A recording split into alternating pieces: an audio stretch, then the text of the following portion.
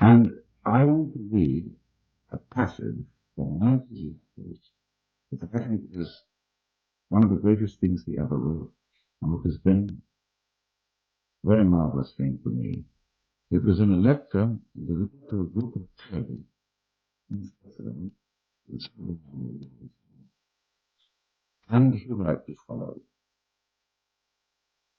People forget that even doctors have moral scruples. Certain patients can fail.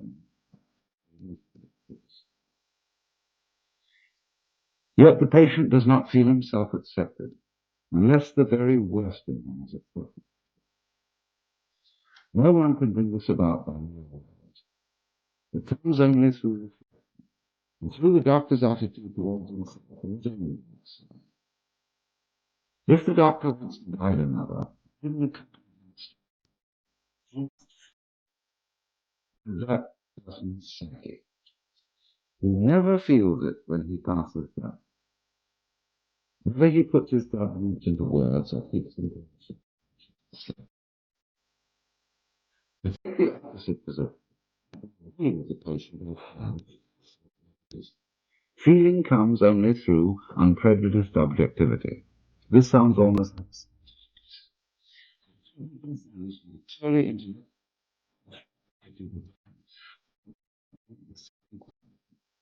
It is a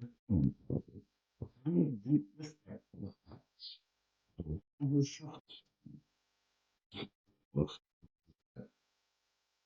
A truly religious person has this attitude. He knows that God has done all sorts of inconceivable things to us. And sees in the most he therefore senses in everything the unseen presence of the divine word. This is what I mean by unprejudiced objectivity. It is a mystery of God.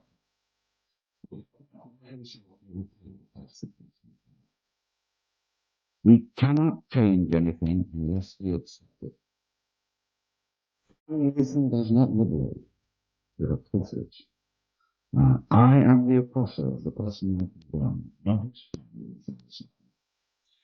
I do not in the least mean to say that we must wishes to have he must be able to accept him as he is, and he can do this in reality, only when he has already seen and accepted himself as he is. This sounds more simple. Simple things are always the most difficult.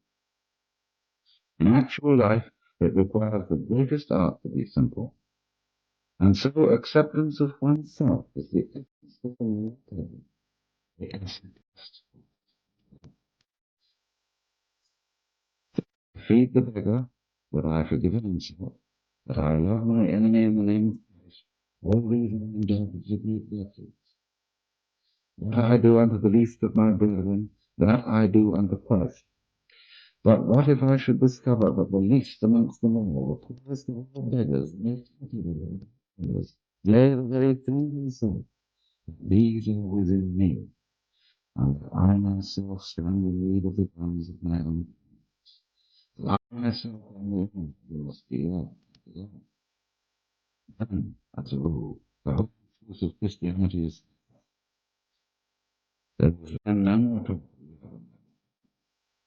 We say to the brother of and condemn and rage against ourselves. We hide him from the world. We deny ever having met this least among us.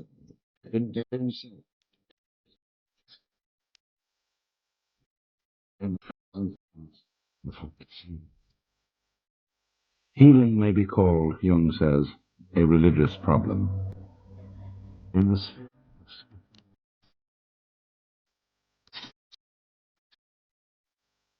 state is to be cured by the Christian action.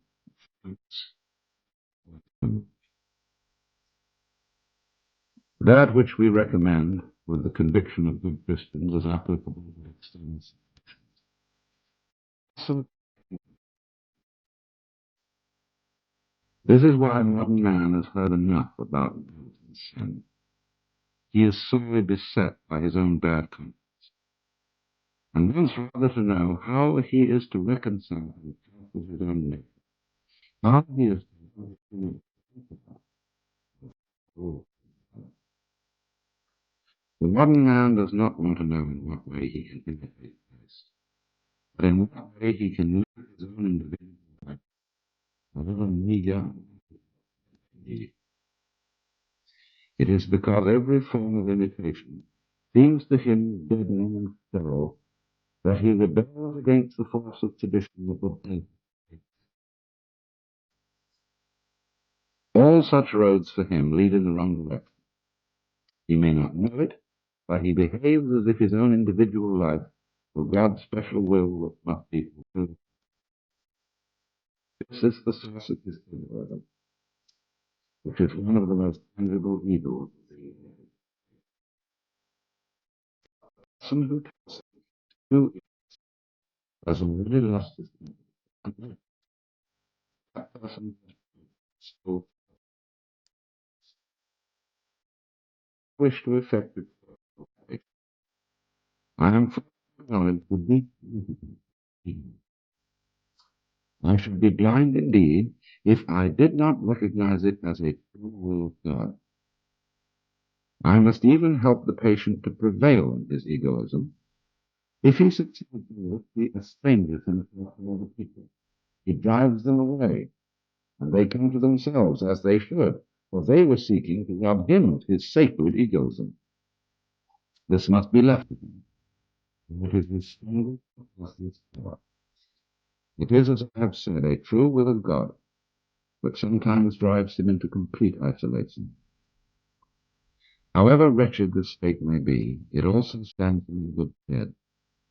For in that way alone can he get to know himself and learn what an invaluable treasure is the love of his fellow beings. It is, moreover, only in the state of complete abandonment and inwardness that we experience the helpful powers of our own natures. When one has several times seen this development at work, one can no longer deny that what was evil has turned good, and that what seemed good has kept alive evil. The archdemon of egoism leads us along the road to that ingathering which religious experience are. What we observe here is a fundamental law of life, enantiodromia, or conversion into the opposite. And it is this that makes possible the reunion of the warring hands that brings the civil war to an end. End of quote. Quote.